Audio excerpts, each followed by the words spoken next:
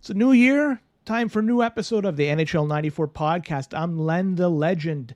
And in this rip, I sit down and talk to John, aka Chaos. What do we talk about?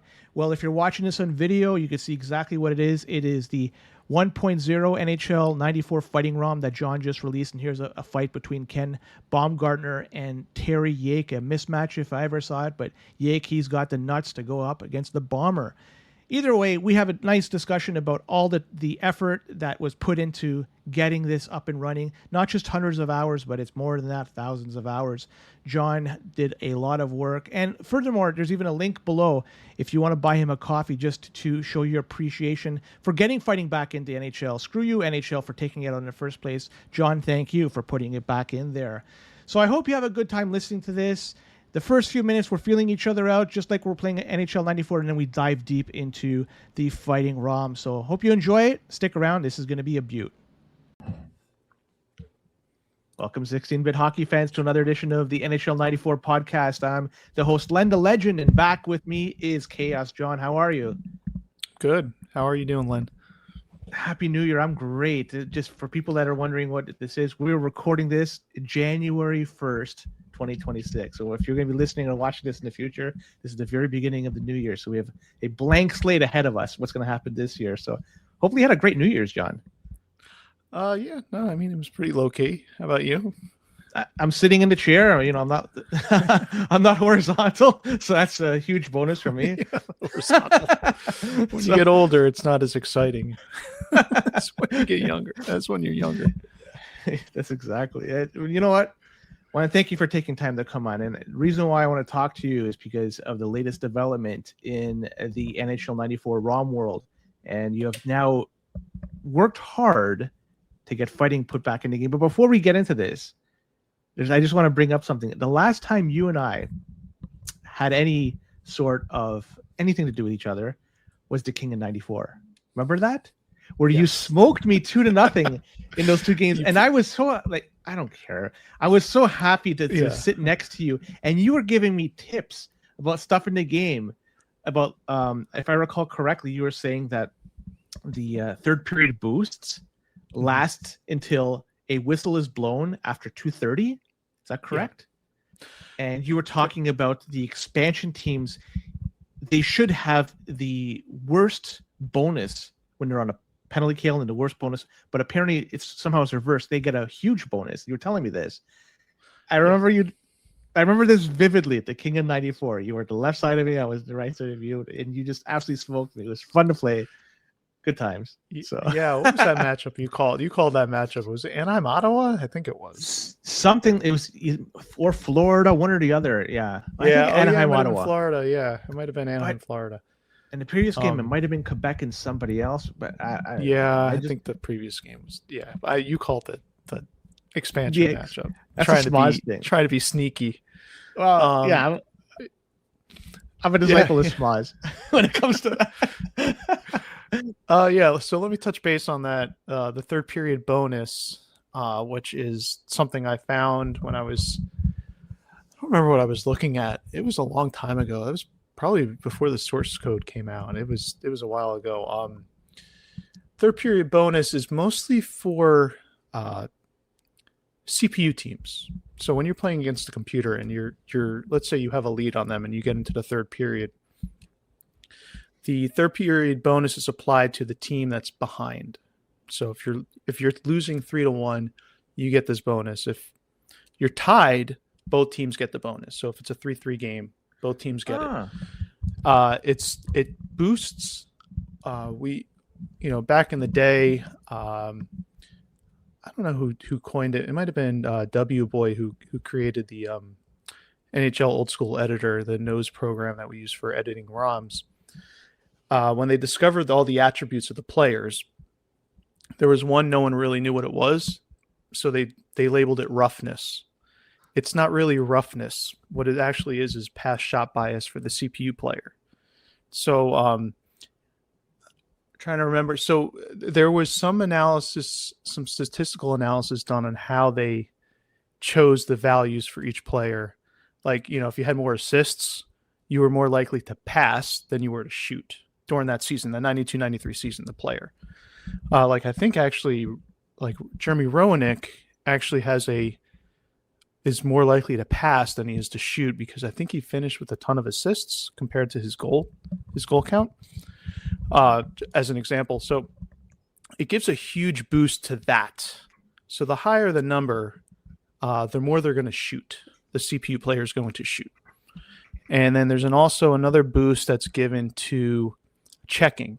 So the checking rating will get a +2. So the roughness or the pass shot bias gets doubled. And then the checking gets a +2, I believe. Double check that real quick while I'm talking to you here. And just because of that, when I hear this, if I have the boost, I am not going to try to select my defenders in that case. Yes. So what checking does is the opportunity, the higher the number, the more likely they're going to try to check someone. They're going to be more aggressive, right? Yeah. So the whole idea of the third period bonus is roughness ×2, and then offensive awareness also gets a bonus. It gets +1, I believe. Checking gets +2, and then roughness gets doubled. The pass shot bias gets doubled. So your players are just going to be more aggressive. Mm-hmm. Okay, so they're going to try to get the puck back as best as they can. They're going to be checking more. They're going to be, if it's a CPU team, they're going to be shooting more often. So it just makes them a little bit more aggressive. The bonus lasts for a period of time. Once the timer hits 2 minutes and 30 seconds, it's supposed to shut off. But the way the game works is nothing really gets changed until it's face off. There's a stoppage in play. There's a face off. When the face off happens, that's when it loads all the bonuses in. Like if you have your home bonus, your away negative bonus, like if you have a -1 for away, your hot and cold, all that stuff gets added. It's the players are loaded one at a time when it starts to face off. So it's supposed to last until 2:30, but it won't wear off until there's a face-off, after, between when there's 2:30 left in the period and the end of the game. Mm-hmm. If you end up being tied into overtime, both teams get the bonus as well in overtime. So it carries over to them. So obviously you're going to be tied in overtime. If the game goes to overtime, you both get the bonus as well in overtime. So your players will be a little bit more aggressive, especially on defense. They'll probably be checking more, trying to get the puck back. And the other major thing is to the pass shot bias for a CPU team. You also get a little bit of a bonus to the offensive awareness, which the offensive awareness is used to retrieve loose pucks. Closest to the puck, the two defenders. If I recall correctly. I changed them after talking to you. I changed my game slightly. In a defensive zone, I try very hard not to use defender if possible. I would like to use a winger or center. I want to use those. I want to let the CPU manage my two defenders with hopes that they check somebody down. That's my, So I've changed my game ever so slightly after talking to you, since you've revealed this what's going on under the hood. So thank you. Yeah, no, that's a really good strategy, because usually your defenders are heavier guys. So they're usually heavier weight, maybe 9, 10, 8, 9, 10 weight, 11 weight, 12 weight. And so if you don't know how to successfully do like a CB check, which is when you throw a check and then you immediately switch off the guy because of the weight bug. If you were to hit the guy while you're still you still have the star on him, the check is going to be unsuccessful, because most of the cases the defenders are heavier than the lighter forwards that are carrying the puck. But if you switch off of him at the right time and he hits the player as a CPU defender, then the check is going to be successful. So yeah, actually that's exactly what I do. I just kind of leave my defenseman alone. Maybe sometimes I'll switch to them and move them into a better position and then switch off of them again, try to get back to a winger or a center, and then play defense with my forwards and let my defenders do do what they're supposed to do. Yeah. I never thought about moving them around. That's a good strategy. Thank you very much. Yeah, sometimes you move them a little bit, and then they'll try to go somewhere else afterwards because of their assignment, their defensive assignment. But they might get into the way of a passing lane, or they might decide, oh, hey, I'm going to go check that guy. Things like that. Yeah, so just the little nuances. Moving. Sometimes if the guy's too aggressive, right? He's trying to get the puck in the corner. The guy in the corner with the puck, you might want to, I want you to go back into the center, right? And you physically select him, move him back in the center where he's probably supposed to be. And he might, he'll stay there instead. So, yeah, you could kind of manipulate them a little bit. So while I have you here, I got two more questions for you. I mean, I know we're going to talk about fighting, but I just wanted to get this. Oh, sorry. Go ahead. Go ahead, yeah. I was going to talk about the power play and the penalty kill thing, too. Go ahead. Ask your question. Well, two players same weight. Is it a coin flip who knocks a player down, or is it a heavier guy? If you CB check, you're gonna knock him down, or lighter guy who's gonna knock him down, but they're same weight. What is the calculation there? So it's very hard. All right. So the main thing is weight, right? Usually you got to be like 2 weight above, 2 weight below. I mean, with the weight bug, to have like an almost 100% chance of checking a guy down, right? One thing I do like to note, if the guy's on the board and you're checking him into the board, nothing matters. The guy's going to get hit.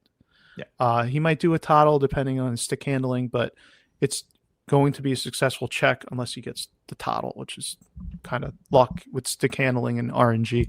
But 90% of the time, the guy's getting knocked down. Weight, regardless of weight, doesn't matter. So we're talking open ice here. Usually you need a 2 differential to give you a very, very good chance of knocking a guy down.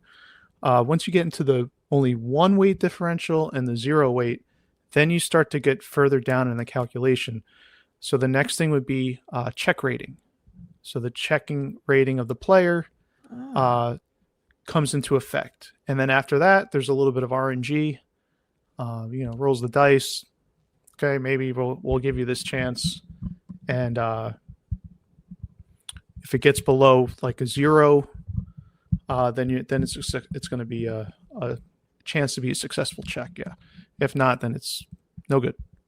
Yeah, so you're running into the chance of RNG and the check rating of the player. So a higher check rating, the guy's more than likely going to get knocked down, regardless. If they're the same weight. That's why there's a lot of a guy like Ray Bork, who's 10 weight and 6 check, right?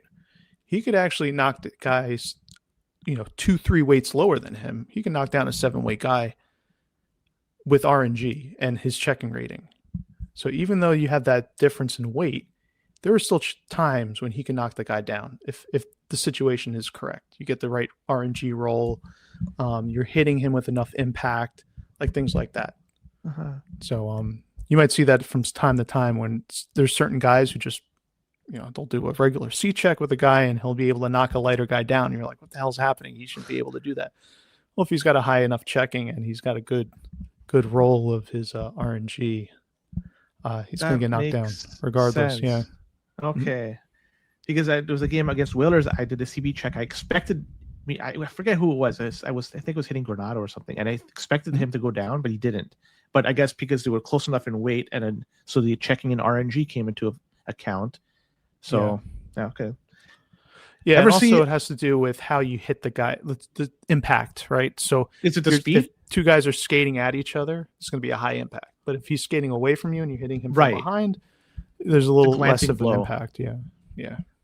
Ever see this bug? I played I Am Drew today, and he pointed out something I've never seen before. We started the game. I think the first or second period, I forget it was, 4:59 was on the clock. It wasn't 5 minutes, it was 4:59. Have you ever seen this before? It started with 4:59 on the clock? Yeah, he pointed it out, and I haven't recorded, so like I just thought it was an odd bug. I'm just wondering, have you ever encountered this before? Yeah, it was. I've never seen that. I'm going to file this as a protest. I lost that game, and I'm going to stop. I'm kidding. Before I even started, the difference, you lost that second. It was it. Could have done that extra second. He's a good player, too. I was happy to lose to him.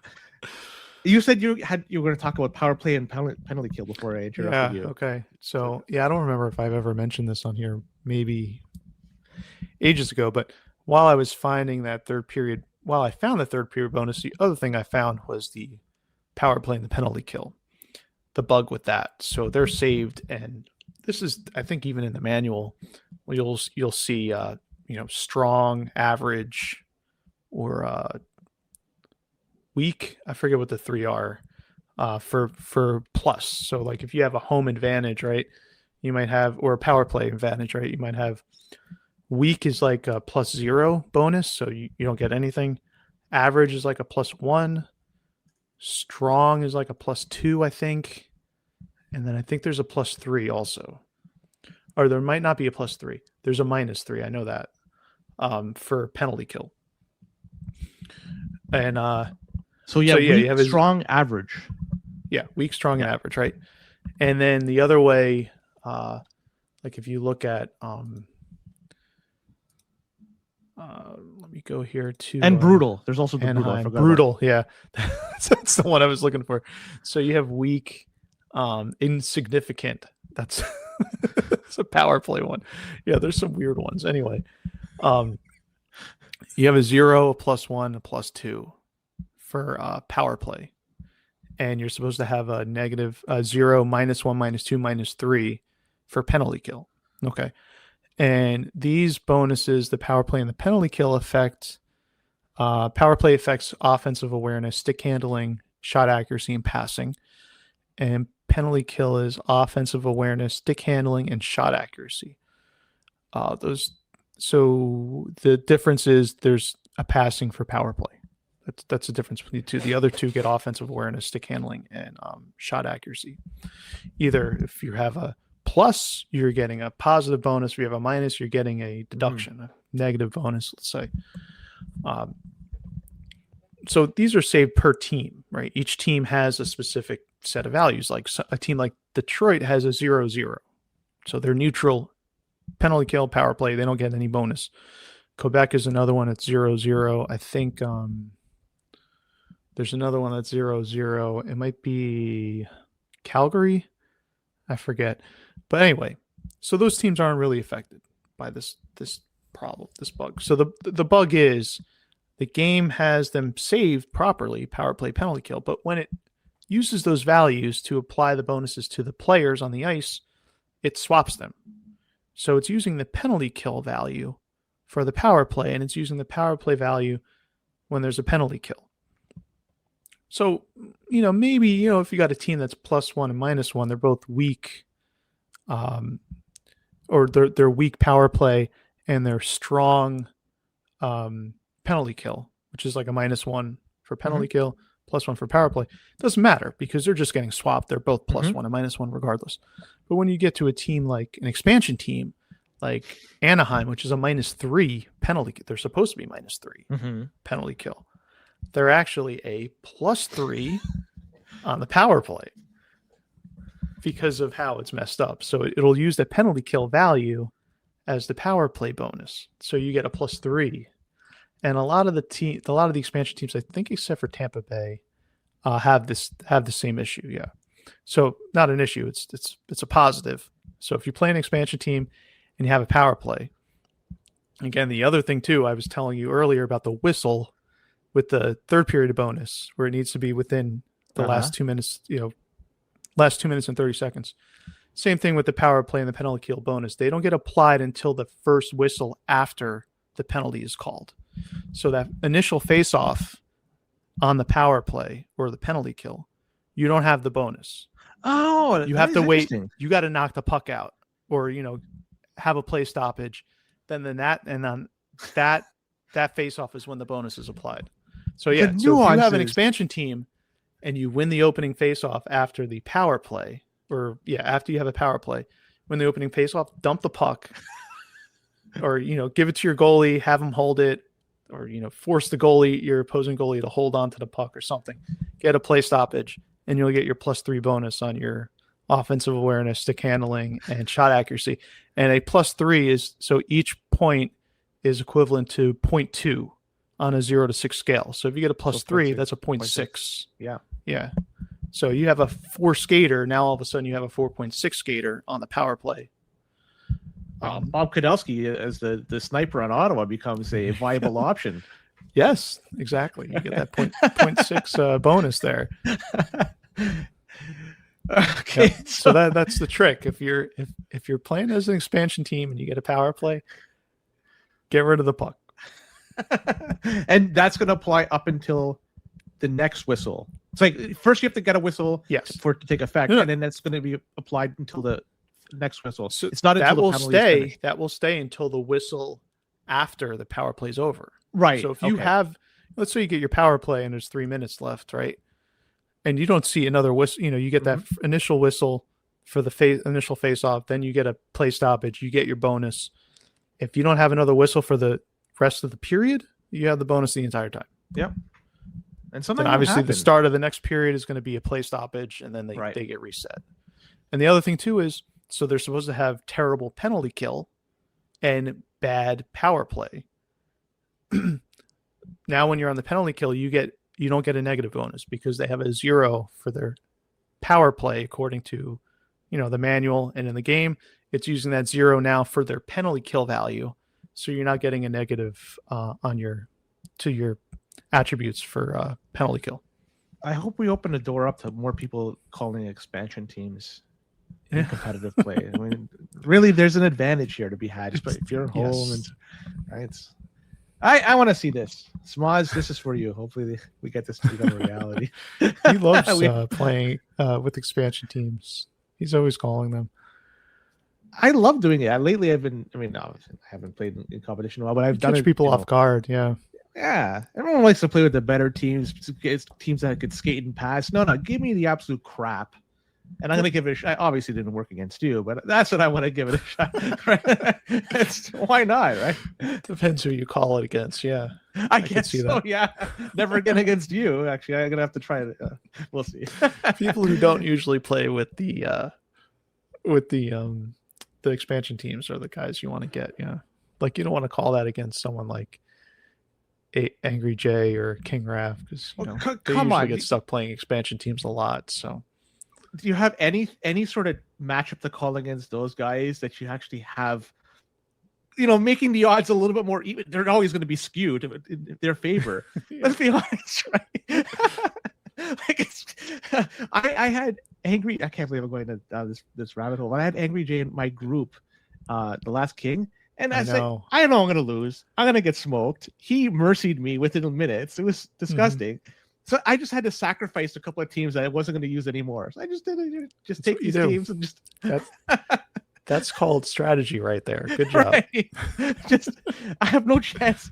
You could play with an expansion. I could play with Chicago. It'll still be me. That's the reality of it. So what am I going to do? Just mercy me. Go ahead. I don't know. I had fun playing him though. He's a good guy, and you don't get humbled with him. You just learn, to lose. Yeah. Yeah, but I brought you here not just to talk about The Last King and not talk about expansion teams. I want to talk about what's new. Let's get to the good stuff, right? The Fighting ROM. It's been, I guess, finalized. The version 1 is now in the wild. It's all finalized. Yep.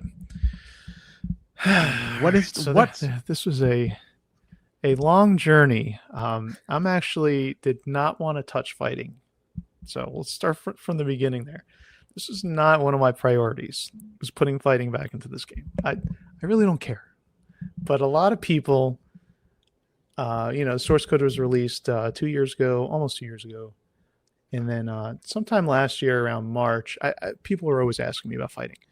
And I'm like, no, I'm trying to learn everything else. Like, I really don't care. I did assignments. There are things I've covered that I've, analyzed and things like that in the code that I haven't even gone over yet, like skating, but I've stuck on fighting for so long, I have to look at that stuff again. I don't remember anything about it, but I have, all the notes and stuff and my comments and my code and everything.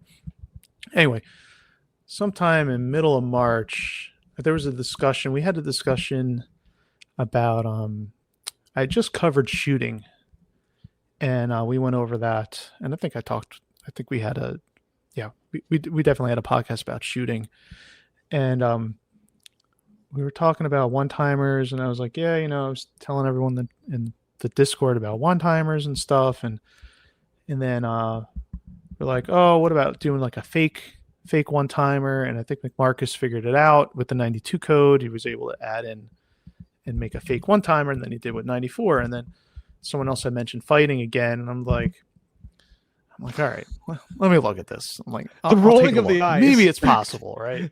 Because for years, we have always thought it impossible. This has always been like the number one question is, what about fighting? Can fighting be added back into the game? We know it was taken out by the NHL. It was NHL's call, not the NHLPA, was the one that said, no, you got to take it out. Well, it just so happened that when I'm looking at the disassembled code, and I'm using the 92 source code and comparing to the 94 code that I have, the disassembled version. Disassembled meaning it's just a bunch of assembly language commands, right? And there's nothing that tells me, oh yeah, this is for shooting, this is for passing. That's all stuff I had to figure out. What is what? And I've kind of used it as a comparison using the 92 source code, trying to find the same subroutines for passing, for fighting, for checking, for the bonuses and stuff like that. Like all the things that I already knew, I looked at those things first and figured out where they were. And then I played off of that, okay, wait a minute, these instructions look similar to this subroutine for passing in the 92 source code. Then I go through and I'm like, all right, okay, yeah, this is definitely the passing subroutine. Okay, let me label that. And so painstakingly labeling things, commenting assembly code and things like that, gotten to the point where I could see where fighting would be inserted, where the fighting code would be in the 94 code that I'm looking at. And so there's a period, there's an area for checking. So it looks for Y position between the players, and if they're within a certain amount of pixels, and it's like, all right, now let's check the X pixels. Checks for distance in X if they're within a certain amount of pixels. And then the next thing it'll check is for collisions. So it'll check for, these players are going to hit each other, or are they skating in the opposite direction? They might be close to each other, but they might be skating opposite directions. Okay, if they are, no checking, right? So they go, okay, yeah, no, they are skating towards each other. Then the next check is it with the goalie? So it's checking for interference. Is it going to call an interference penalty? Is a guy going to run into the goalie? No. And the next check is fighting. And so there was a part of the code that said, when I'm looking at the 92 source code, I'm like, oh, check fight. There's this subroutine called check fight in 92. And I see the spot where it should be, where it's called in 94, but it leads to an empty code. It just means it leads to a return. So there's nothing there, just blank. But the code was there at some point. So it's executing some sort of routine, some subroutine. Yeah. So it's executing, it's going through the subroutine, and then it's going, okay, check. Should we check for fight? Okay, we're going to check for fight. It enters the check fight subroutine, but there's nothing there. It just goes back, and then it continues. The next one is the check for check. So that's what we were just talking about with the wait and the checking so that's after the fight check. So first it's checking for a fight, then it's going to check, is the guy going to get knocked down? So yeah, the code was there. There's also flags for the players. Are they involved in a fight? If they are, they can't do certain things like, in other parts of the code, right? And I'm like, oh, okay. Well, all the conditional checks are there. They lead to nothing, right? There was even a flag for the players, which I had no idea what it did. And it's not in the 92 source code. So there are a lot of differences, many similarities, but many differences between 92 and 94. But the 93 code and the 94 code are very, very similar. This game, like I know, everyone credits Mark Lesser with the 94, NHL 94. Mark just took the code from 93 and he added things. So a lot of the code from NHL 93 is the same as NHL 94. And so I started looking at the NHL 93 code and I said, it looks exactly the same. And here we go. Here's the check fight code from 93. So I found the subroutine in 93 And then I took the code out. I analyzed it line for line, trying to figure out exactly what's going on. And then I took it out, and then I'm like, all right, so I have the check fight code. Now I just have to figure out what it does, right? Or how to put it into 94. So I figured it all out, and then I'm like, all right, so I need to link these certain subroutines that it's calling for, these certain RAM variables it's looking for, these certain flags and things like that. I had to kind of change the values because they were specific to 93 and 94. There's a bunch of other stuff added to it. So I had to, reroute everything, rematch everything up, and then I was able to put the code in. The check fight code, I was able to put the code, the fight input code in was the other one, and then everything linked to fighting. There was a few other subroutines. Put it all in, worked first try. When things work the first try in programming, it's like very lucky because nothing ever works the first time, right? So it worked. It was great. And problem was I didn't have the sprites and the frames, right? So it was just people poking each other with sticks because I just used, instead of the fight frames, I just chose a bunch of other animations, just make sure that the code worked first before I moved to the next step, right? I remember you showed a GIF of that. Yeah. You posted it, and it was very exciting to see that. That was very preliminary in this whole I mean, very advanced for a lot of us, but in terms of getting it put in there, still kind of the very beginning. But it was an exciting time. No, that was within a month. So I started looking at it end of March. By the mid-April, April like 20th, I would say, I had the code in and the code was working.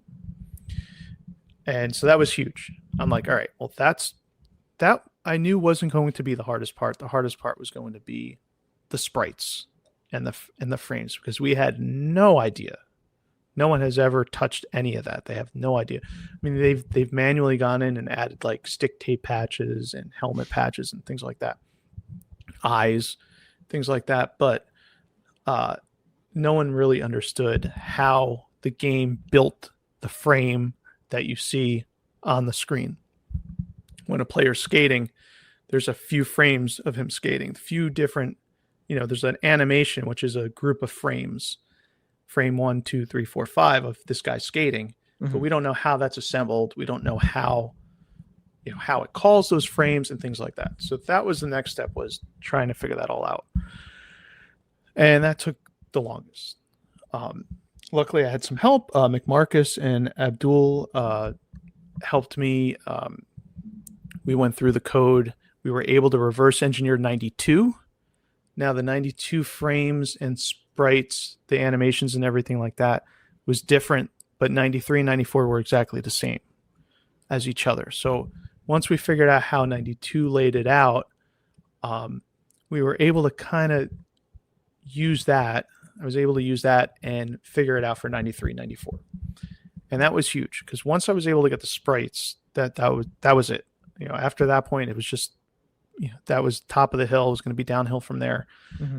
I was able to pull the sprites and the frame information out of 93 and then put it into 94. And then after that, it was just working on bugs, adding the banner, a couple other things, adding the injuries, things like that, and, the fight injuries and stuff like that, and trying to balance the play. Because the next problem was, all the fight checks and everything were in there in 94 already, but the players weren't designed to fight. The best way to say that. There was only 15 players that would have been able to fight in the game if I just left everything the same.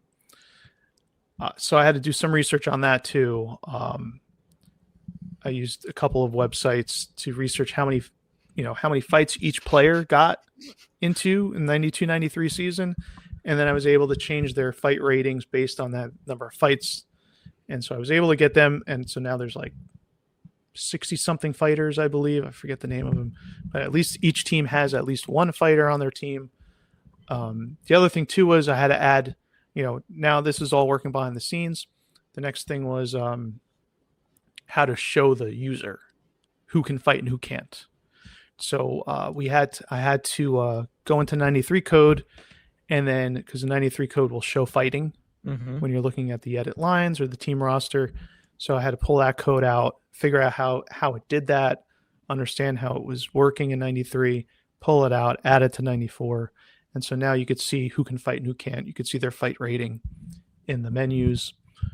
And after that was just a couple bugs. Essentially, 0 fight rating means you're not a fighter and it's can't fight at all. Yeah, 14 I believe is the lowest. Yes, so 14 is the scale is a 0 to 14 scale. Okay, so the attribute that's used is the same as the determining if the player's lefty or righty. Okay, so that's just one bit. So if the player's odd, if the value is odd, the player's a righty. If it's even, they're a lefty. But the whole even part of that value is actually their fight rating. So it's on the 0 to 14 scale. In the original 94, there wasn't anyone above a 12 on the 0 to 14 scale.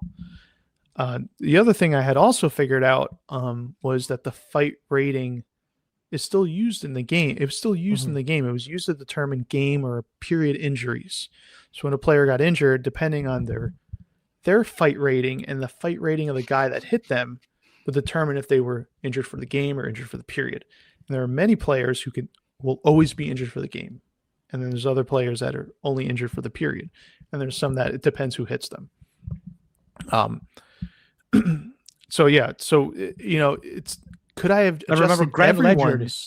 Grant Ledger was the yeah. discovery is that the guy that you want to play on defense in Buffalo because he's the guy that could potentially knock players out for the game. He had a 12. He was one of the guys with the top rating. Basil McRae. There was a guy on Edmonton. Louis DeBrusque. Louis DeBrusque, and then guy on Philly. Bob McGill? It might be McGill. Let me Is see. McGill on Philly or is he in Chicago? I can't remember. Oh no, he's in Toronto during that time. Yeah, hold on, I'll tell you right now. Yeah. So it's like so these are the guys you want to start in your team. Guys, you want to boot it up. Basil McRae was on St. Louis. Tony Twist. Yes. Tony Twist was in the 12. I think Sean Cronin. I think that's the guy on Philly. These are all the guys who are 10 or higher. I'm looking at right now. Ledyard was a 12. I have this post. And I remember somewhere. You were saying Ledyard's the only guy that is somewhat playable. Liable to start. Yeah. It's, you can throw him in there. You could CB check, and if he's hot, his agility is decent enough that game. He's not going to be too much of a pylon. Yeah. A lot of these heavy guys are just not really easy to use. And okay, here we go. Yeah. Ledyard, DeBrusque on Edmonton, Cronin on Philly, Tony Twist on Quebec, and Basil McRae on St. Louis. Those are the goons. Those are the guys with the 12 originally in the game. So anyway, I went through all the fights. Certain guys got into more fights, so I gave them a higher fight rating. I kind of said, all right, if you're like 20 fights in the season, all right, you're going to be up high. If you won a lot of your fights, you're going to have a high fight rating. And then I kind of like teetered it down. I didn't want to mess with players that had that already had a less than 10 fight rating, or not so much. Those players. So the only players who got into fights were the players I messed with, but the players who already had maybe high fight values, maybe not high enough to start a fight, but some of them did. I don't want to mess with them because then that also messes with the injury probabilities. So, if you're used to a guy getting injured for the game, that he always gets injured for the game. Like Dennis Savard always gets injured for the game. Mike Gartner too, maybe. I forget. It might depend on who hits him, but those guys I didn't want to mess. Things like that I didn't want to mess with. I only mess with the guys I needed to mess with because I'm trying to keep the game as original as possible. So anyway, I added more fighters. I put them on the check lines. So if you play with line changes, you put your checking line in, you get into a fight. Depending on the other circumstances, there's other prerequisites to fighting than just having a fighter who can, a player who can fight. But they have to have above to start a fight, one of the two players needs above a 71, which is what the game sees as a 10. And to participate in a fight, player needs to be at least 14 or higher. Mm-hmm. So a 0 fight player is not going to participate in a fight. Does a checking line, having a player on a checking line, give them a higher chance to either start or get into a fight, or is that simply semantics? Like that? No, it's just putting. Yeah, how you don't usually play your checking line during the game, right? You put them in for specific reasons, right? Yeah. So is this as far as the final? Is this the final version that just came out? Like is there going to be some more tweaks to this? Yeah, I think there'll be more tweaks to it at some point. This is good for now. Everything works. There's no bugs. I did add like an arcade mode. So the arcade mode is usual starters will get into fights. So, originally, like I said, you have to be 71 or above. Arcade mode, I think you got to be 43 or above, which is most players. So, a lot of the starters will actually get into fights eventually. It's like the 1970s. It's a beautiful way of playing the game. So if you want to play like arcade mode is like you want to get into fights, right? Yeah. In regular mode with just regular fighting on, you have to look for the fight. You have to. Yeah, I definitely want to fight. Whereas the arcade mode, you could just play and you'll get into fights. But in the regular mode, you have to actually put the effort into. All right, let me put my checking line out. It's middle, second period, third period. You need to have a certain, both teams, the total checks needs to be above a certain value. Mm-hmm. You're not going to get in a fight immediately in the regular mode. So, are you like, all right, you got to think, all right, we're down 3-1. I want to put I got to start a fight. I want to change the momentum in this game. Let me put my guy out there, put my checking line out there, start a fight, win the fight. Maybe that guy goes to the box, obviously, but he did his job, right? That's what enforcers were. Or knock the guy out for the 90s. Games. They got to stagger back to the knock the guy out. Maybe you want to knock Gretzky. You want to make his head bleed, right? Yeah. Yeah. So, has anybody talked to you about actually using this ROM in a future league? Yeah, actually. Nice. So one thing I did was, all right, so I added fight, got it all working, got the bugs straightened out. What I released was the default NHL 94 version, the actual game, just with fighting added, right? And again, like I said, a couple tweaks to make a couple more players fight. My goal also was to make the patch able to use on existing custom ROM. So we have a lot of new rostered ROMs, like 2025 ROMs. Adam Catalyst has one. Mm-hmm. A couple other guys do. Or they have some kind of specific ROM, maybe college ROMs and stuff like that. Anyway, these are all based on. We have two ROM bases that are used for custom ROMs: a 30-team base and a 32-team base. And so my idea was to make this patch work on any ROM, not just the default 94 ROM. I wanted to make it compatible with custom ROMs. So anyone making a 2025 or 2026, or if they want to take one of their old ones, they could just put the patch on it, and boom, fighting will work.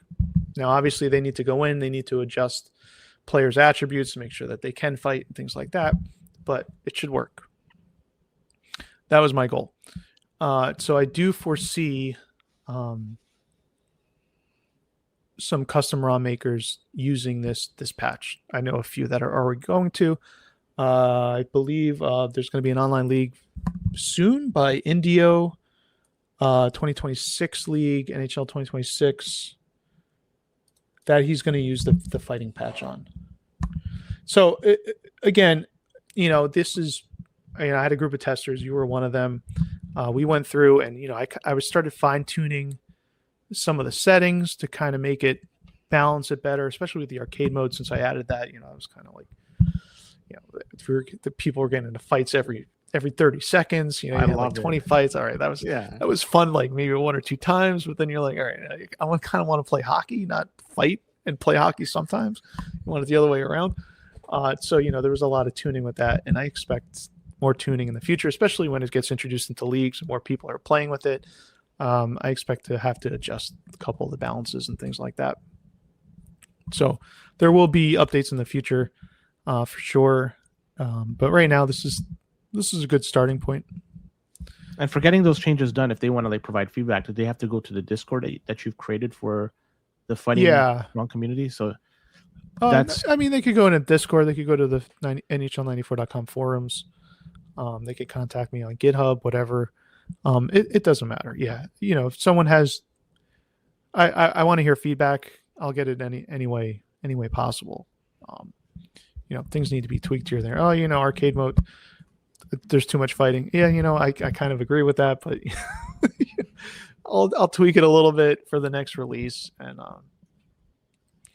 some people like it, some people won't, but whatever.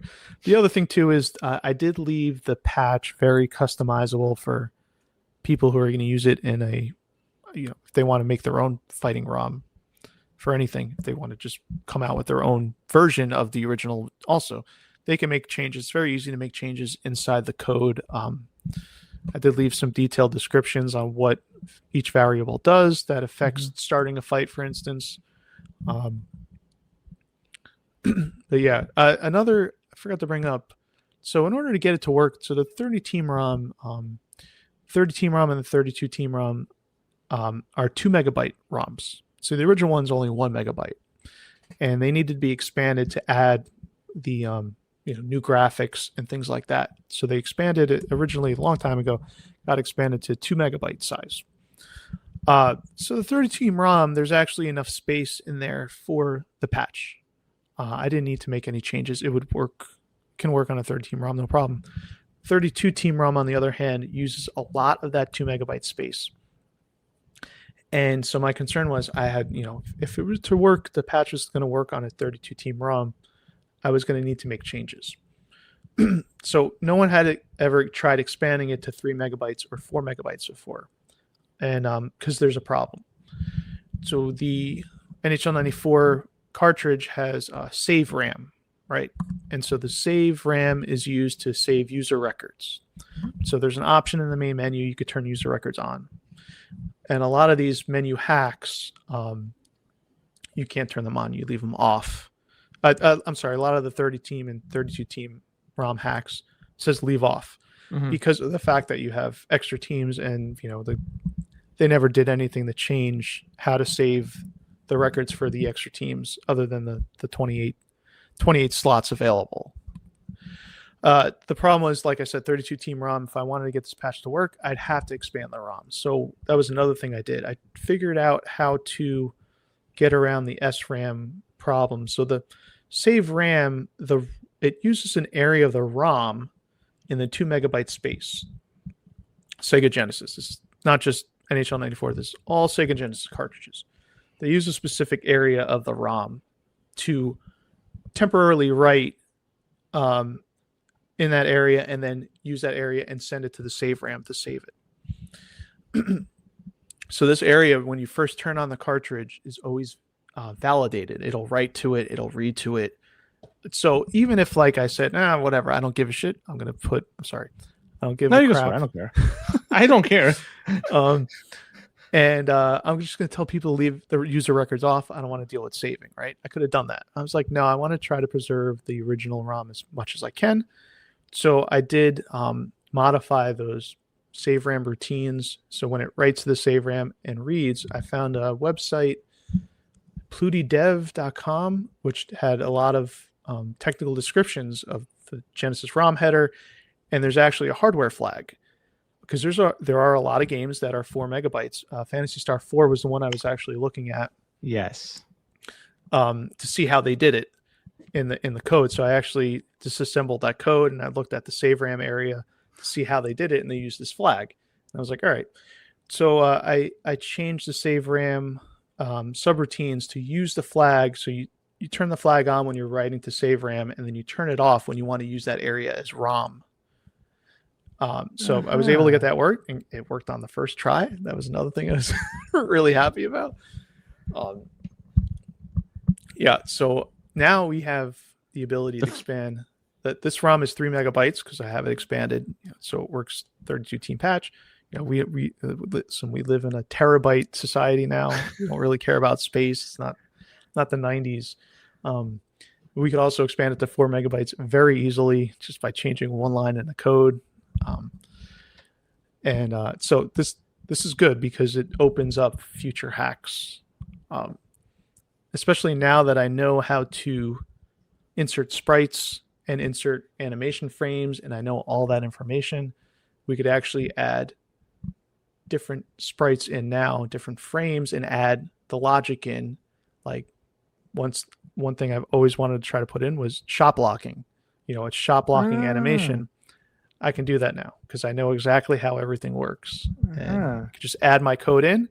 You hit maybe A and B at the same time. Your guy goes into a shot block animation, stops a slapper, getting to the goalie, things like that. Like these are things that we can, me and other developers can try to figure out how to add. We're able to add more functionality to this game because we have a lot more space now. Is 4 megabytes the maximum that's available for the Genesis, or was there a cartridge that was released with greater capacity that would enable them to save the game that they did like in Phantasy Star 4? Yeah, no, there's larger. I don't know what the largest game is, but they do go higher than 4 megabytes. The thing is that the Genesis, the 68K CPU can only address 4 megabytes. So then we get into bank switching, which is kind of what NES does. Yeah. Okay. With the mappers and things like that. So you get into a bank switching thing. You switch out the lower 4 megabytes to the different code and this and that. So yeah, no, it's definitely entirely possible, but that's a whole other shebang. Yeah. The code that I've used for the fighting really doesn't take up that much. And the fact that I left the sprite tiles in the original section of the code, the sprite tiles take up like 250 kilobytes. It's compressed, right? We always thought it was compressed, but when I looked at it more, it's not necessarily compressed. They're just organized differently than they were in 92 and 93. So a lot of the graphics are compressed, like the logos and On Ice logo and the team logo and things like that. Some things are compressed. Like if there's one tile that's used multiple times, it's called multiple times. Yeah. They're not, that's some kind of compression, right? Yeah. Sprite tiles are not. They're not compressed. We always thought they were, but they're actually not. They're just, some tiles are 1x1, some are 1x2, some are 1x3. They can go from 1x1 to 4x4. Like for instance, I think the largest one is the shattering of the glass. So that's actually sprite tiles. I think that's the largest sprite tile on the game. When you shatter the glass with a slap shot. So for you to finally put in, and we have now the version 1 of the Fighting ROM, like if you can estimate how many hours you dedicated towards this particular project, is there any number you could come up with, or is just like it's probably like 1,000? It might be more than that. I was working on this almost every day for, I'd say, at least an hour or two every day. So with that being said, there were times I took a few weeks off. Like when I hit a milestone, I took 2 weeks off. I'm like, all right, I don't want to look at this for 2 weeks. Yeah, I understand. Yeah. And a lot of times too, we had a really difficult bug to find. There was occasionally at the end of the fight, the final punch, the game would freeze for like a few frames, and then the guy would fall, and then everything would continue. Mm-hmm. And it would only happen occasionally, but I couldn't figure it out for the life of me.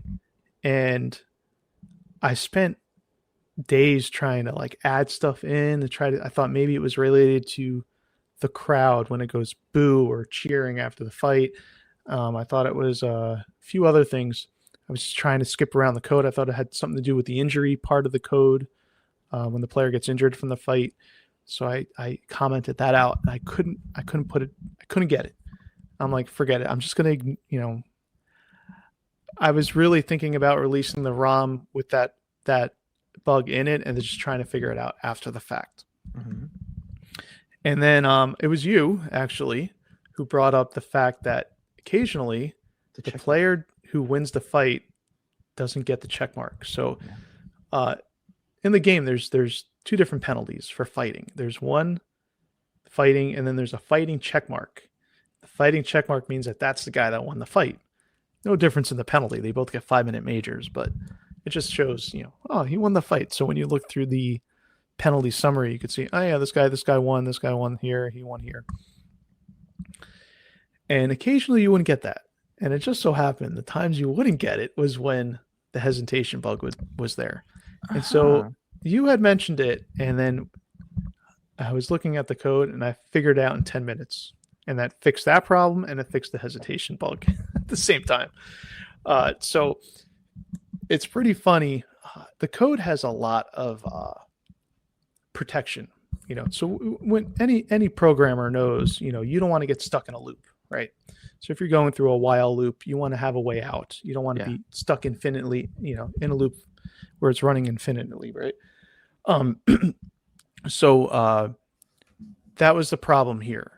There was no check for this loop. And what happened was when the player would get knocked down, the game needs to, choose the player who won the fight. He's got to change. So originally, both players get the standard penalty fighting penalty. Because if you run out of time, there's a certain amount of time you can actually fight for. If you run out of time, they both get the same standard fighting penalty, right? When the guy gets knocked down, it says, all right, now I have to choose the guy who wins the fight. So that data for the delayed penalties are all kept in what's called a penalty buffer. And it's about 66 bytes long. I think it's 28 words. So it's 56 bytes wide, this penalty buffer, right? And what the penalty buffer has is just 2 bytes for each player. It just has their position on the team, their offset on the roster, and the penalty that they're being called for. Okay. And so whenever this is used, anytime there's a delay penalty, interference, tripping, whatever, the penalty buffer is used. And then once the penalty is given, the buffer's cleared. So what happened was it would,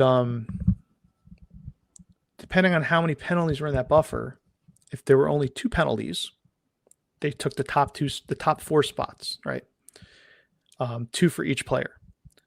The problem was when it looked for the penalty buffer, originally I had it set to look at the top position, the top byte, and then it would start to iterate through. But it jumps the first 2 bytes automatically.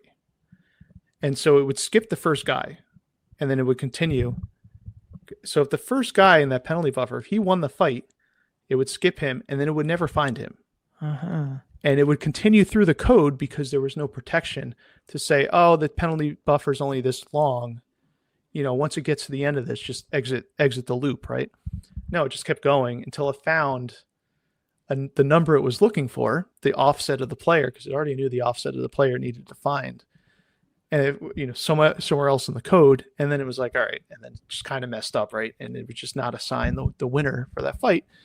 But eventually it would stop. So depending on how long there was, if the player was offset 12, let's say, it waited until it found a 12 somewhere in the code, who knows, right?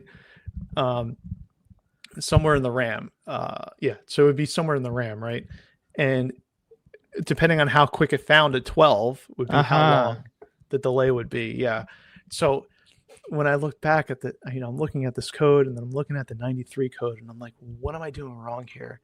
And then I noticed the 93 code had the penalty buffer labeled 2 bytes before it actually started, because like I said, in the beginning of the loop, it automatically iterates 2. So each time through, it goes +2, +2, +2. It does the +2 before it starts even looking at the data. So 2 bytes before, and that fixed both problems. The winner was always found, and the hesitation was gone. So months, over the course of a few months, off and on, I looked at this problem. I solved it in 10 minutes. I'm glad I And wasn't it was part of a that. fault of mine. That process. There's also the instigator penalty that's Mhm. included in this too. Yeah. And I've noticed that sometimes you get the instigator. That's a carryover, I guess, from '93. It was. Yeah. I don't recall that being in '93, but I remember it was in '92. But I don't. Yeah. It's in '93. So the instigator doesn't always happen. Right. It's randomly. It uses the frame counter and looks at the last two digits of the frame counter.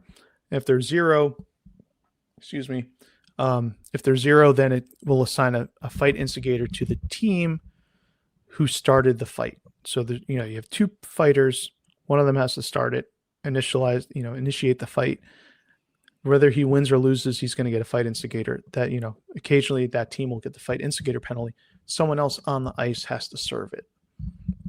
So usually it goes in the order of players in the team structure. The first player is right wing.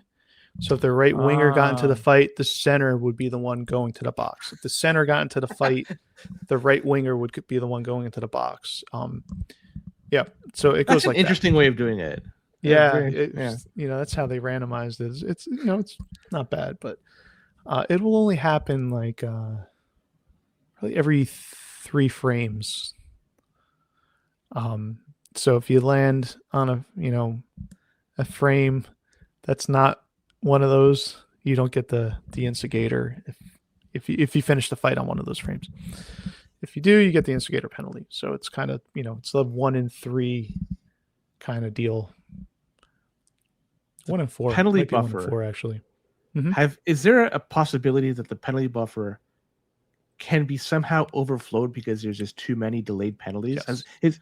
So what is that number? At what point and what happens? I think it's 28. It's the same. It's been the same size since '92.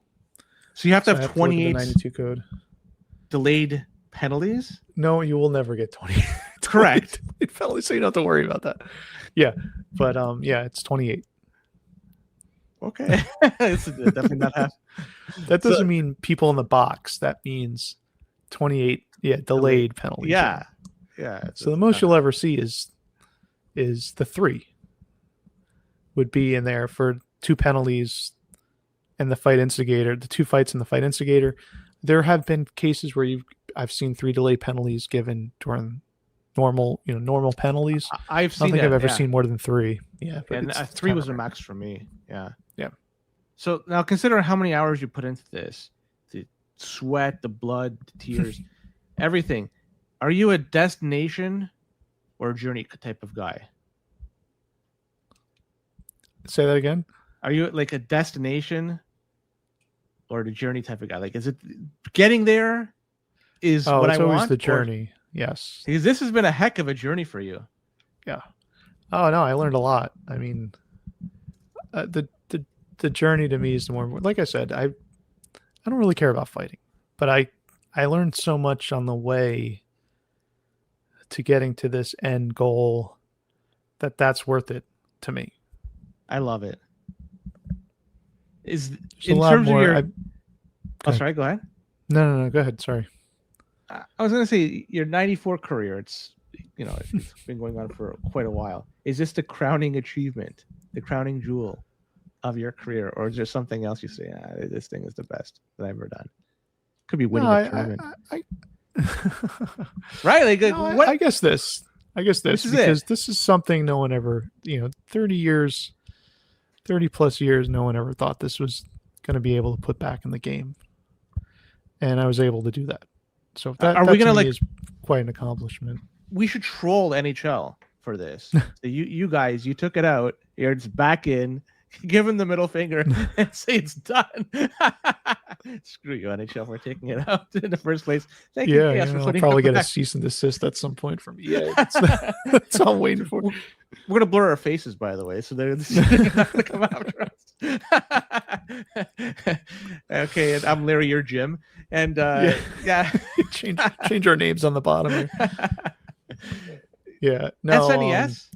Is there gonna be any sort of efforts to do the same on the SNES side of things? I know it's a different CPU and it's a different ball of wax, but I am an SNES guy at heart. I grew up playing SNES. When I joined this community, I played Super Nintendo, we just have so many more people working on the Genesis side that it was easier to. There's just more hacks. Super Nintendo. Problem with the assembly language is different. The 68K, the Motorola 68K on the Genesis was widely used. Old Apples, classic Apples had it. Amigas had it. It was very popular CPU for the time. Very cheap, very economical. The Super Nintendo is kind of like, no one ever used that processor. I mean, it's loosely based on the 6502, which is very popular process, another very popular one. So the assembly language is different. I would definitely like to take a shot at it at some point, though, because I just need to learn assembly language. 65.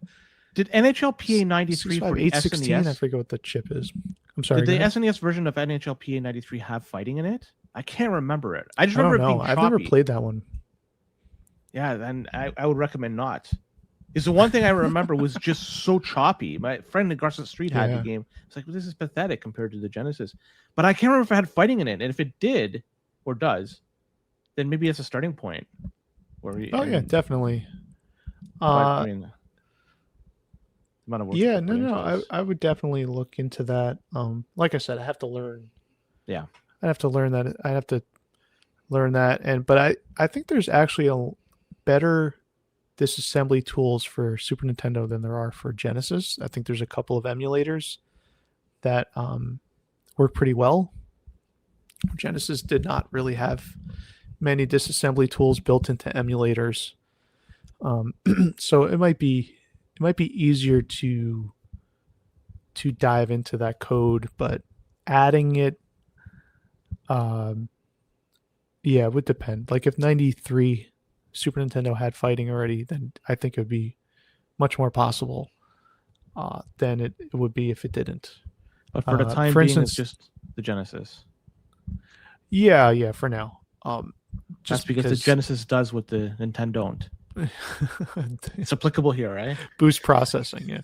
The blast processing. That's what it is. Yeah.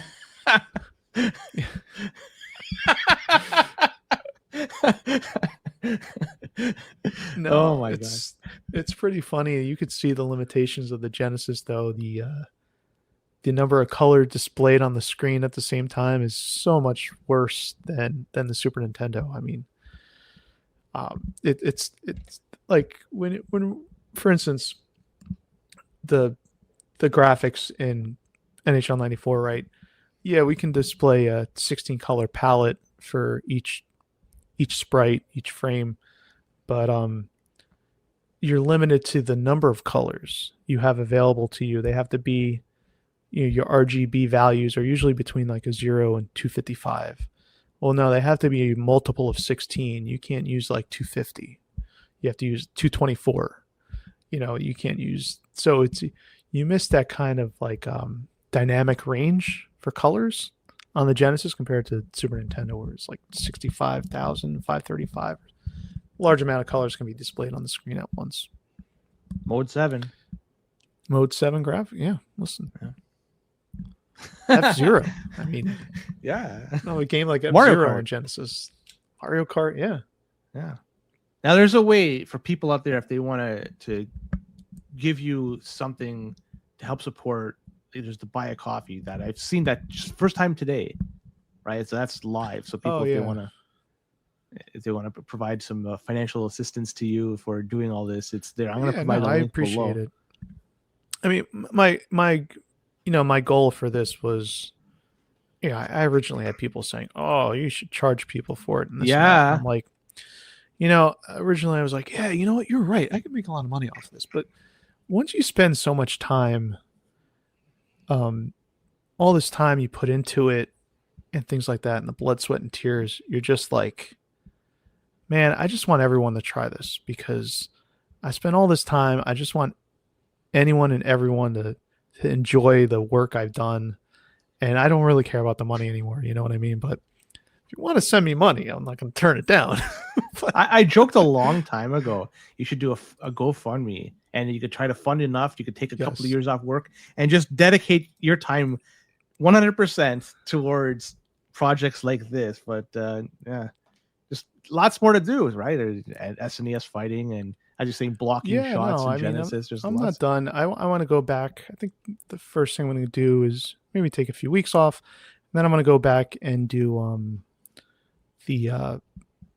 my code analysis again.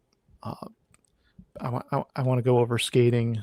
Some of the stuff that I figured out, like goalie, all the goalie stuff. I don't think I have whatchamacallit. I don't have a stream about that. Things like that. I want to work on that. What I went back, what I was originally doing before I got onto this fighting.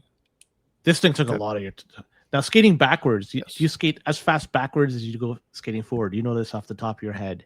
I don't think so. I want to do an analysis of this. Like I was going to do a frame by frame count, get a guy, go from like blue line to blue line and count how many frames going forward, and then do the reverse going backwards, or just 2 points of start and end. I always wanted to know, is it going to the same speed going forward or backwards? And I don't think so. I don't think it is. If I remember right, it's not. I'm wondering if it's like just simply your skating speed and then subtracting or dividing it to getting what you're skating backwards. Like there isn't some other formula in there, like weight or agility. No, it is. Yeah. So your speed is just the value, right? Yeah. So it's a lookup table. You have a 0 to 6 speed. That's the maximum. There's a lookup table of maximum velocity, right? So your velocity is controlled by your acceleration. The acceleration is linked to your weight and your agility and the agility of the player. And so the way it kind of works is each frame, it gives you a boost. You're going faster, and then it also takes a little bit off. So it's like this and like this. It's like this. So it's like 2 steps forward, 1 step back kind of deal. Maybe like 5 steps forward, 1 step back, until you get to the top speed, right? And then when you're at the top speed, then again, it's still skipping, but it's maybe doing it a little more because you're already at speed. When you hit the brakes, it's a different factor. How fast you slow. If you're fatter, your guy's heavier weight, he's going to slow down. He's going to slow down a bit quicker than a guy who's a lighter weight. And so it's like, see, like we're talking about this right now. I could be talking out of my butt right now because I don't. Those are the things I remember. I have to go back and look at it to be completely sure. But you're far more of an authoritative figure than I am, so I'm going to take your word as gospel. So we'll run with that. So, John, we exhausted, I hope, the fighting topic. Anything else you want to talk specifically to the fighting ROM that we haven't covered? Yeah, no, I'll mention this one thing I discovered. So there's a player structure for each player, and that holds a lot of information. It holds the player's velocity, the direction they're going in, the frame, their current animation frame, their shot power, shot accuracy, agility, skating, speed, things like that, right? These are all contained in a structure for each player. And each player has their own set of flags. So there'll be like a flag for, is he on the ground? Or is he locked in an animation? He's doing something that he can't get out of, like one-timer animation is a perfect example, right? When he's got the stick cocked back, you can't hit the guy because he's considered locked in an animation. So there's a bunch of flags, and 92 had a few, but then there were more added in 93, and then 94 uses the same flags as 93. The problem was, there were flags I'm seeing in the code being set, and I'm like, what the hell do these do? Because they're not 92. I'm like, what the hell does this flag do? And it's hard to figure out. You look at the flag and then you try to see what causes it to be set. There's a lot of game condition flags too. Like there's a flag when you skate into the offensive zone. There's a flag that turns on for the team. Things like that. As far that's usually related to offsides. It's the puck over the blue line. Okay, now there can't be offsides anymore, things like that. And these are all things that we don't, I have no idea what they are until I test them out. So there's this one player flag. I had no idea what it was. I'm like, why is this why is this set here? It had to do with like it would check it occasionally when the guy was skating.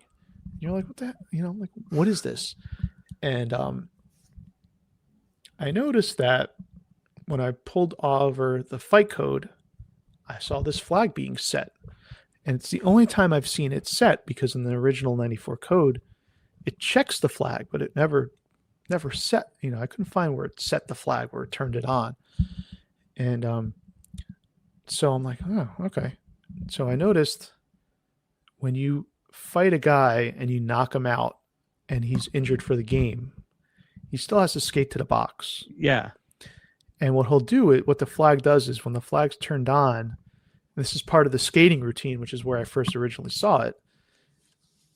He will do the toddle animation while he skates to the box, and he's very slow because he's just been injured for the game. He's got to go serve his 5-minute major in the penalty box. So it takes him a while to skate to the box. So if you ever injure, a player for the game in a fight, and they end up going in a box, you'll see him do that little toddle, and that's exactly what that flag was. Like I said, I spent a lot of time trying to figure out what set that flag, and then I put the code in from fighting. Yeah. I was like, that's it. That's awesome. There's a lot of things in this game still that are like that, and those are things I have to find out what they actually do. 32 years and change, and it's still learning stuff about it. Yeah. Well, you know what? My wife's pestering me. I have to end this. Yeah, no problem. But we'll be back, John. Anything, final words before we sign off? No. Thanks to everyone.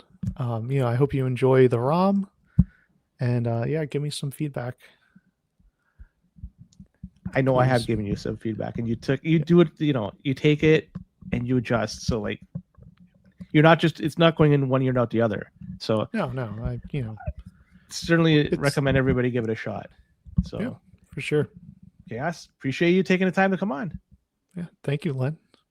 And if you made it this far, I'd like to ask you if you could please leave a like, subscribe if you're listening to this on Spotify or Apple Podcasts.